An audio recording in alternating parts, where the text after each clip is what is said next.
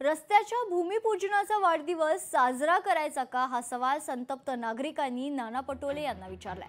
रस्त्याचं भूमिपूजन होतं मात्र रस्ता होत नाही। संतप्त नागरिकांनी पटोलेंवर टीका केली। या रोडाने रोज आपल्या ई रिक्षा आहे माझ्या, ह्या ई रिक्षाने अप डाऊन करत राहतो, सवारी घेऊन 4-5 लोक घेऊन त्याने।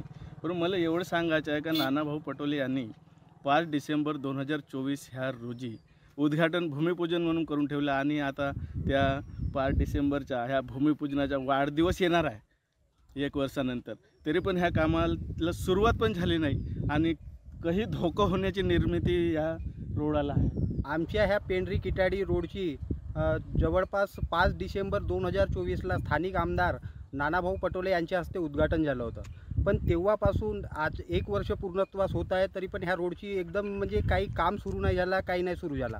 त्याच्यानंतर हा जंगलव्याप्त परिसर असल्याकारणाने ह्या रोडवरती म्हणजे जंगली प्राण्यांचा हौदोस असतो, संचार चालू असतो। रोड एवढा खराब आहे का इथून 10च्या स्पीडने जाणे खूप कठीण होते। लोकशाही मराठी ऐका, पहा, जागरूक रहा।